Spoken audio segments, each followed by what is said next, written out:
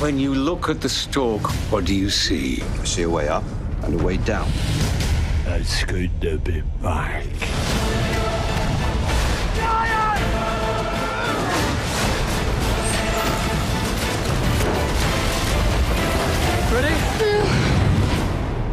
Jack the Giant Slayer is a fairy tale about a young farm boy falls in love with humble princess. She's spirited to Gantua. He volunteers to rescue her. What do you suppose is up there? I never suppose. I simply prepare for everything.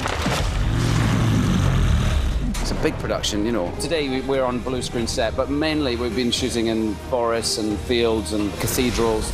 We did build some rather large sets, which we needed because we had a lot of action taking place. I saw your light and I'm lost. When there's so much of the film that's going to be added digitally at the end, every little help that you can get is really appreciated. There was air cannons and shaking rigs and rams built into the floor that I would run into and it would lift me up as if a beanstalk had erupted through the floor.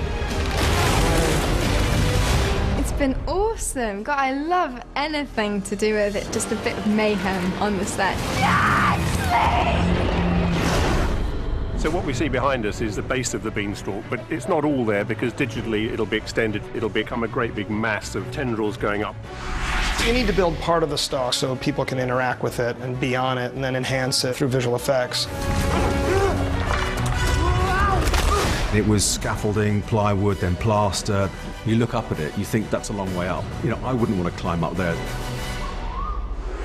Well, we have done a bit of climbing training because we do quite extensive beanstalk climbing. Our beanstalk's meant to be like 5 miles high or something, so we have to do it in sections. The thing about the beanstalk is you're climbing the beanstalk in armour, and then you get up the top, and then they say we've got to have the rain, and they throw water at you, and then they turn the fans on, and you're hit by wind. So you're basically up there, it's trying to make sure you don't fall off this beanstalk. Fear of heights, fear of falling. Well, then don't fall. It's good fun. We've got, myself and Eddie Marzan and Ewan McGregor have just done a scene where they're firing crossbows and we're ziplining across huge gaps. It was actually 2 pieces of stalk. One was over on one side of the stage, the other was over on the other side, and we actually had the actors on a zip line. Go get it!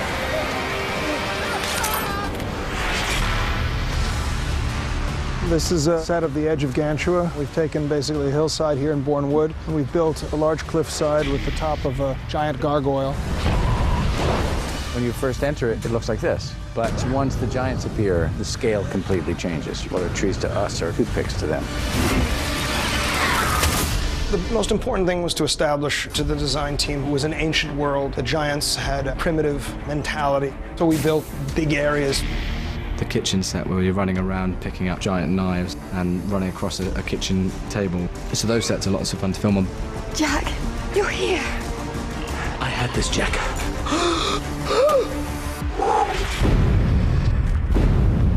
In addition to our giants being big, Gantua is huge. It's beyond anything you could build on a stage. So what we do is use virtual technology to make not only the giants, but to build the environments as well. We tried to make it that once you were up in Gantua, it was unclear. You were in a maze of connecting rope bridges and walkways and arches. It was just this big universe created out of a chasm in the sky. Here comes the thunder. We have a lot of giants in there. We have a lot of technically very challenging things to do to get it exactly how Brian wants. This is a shot, I think, that shows really what animation can do here. And Brian really liked the idea of him free falling. We ended up, I think, with a really fantastic shot that shows that he's quite the badass leader.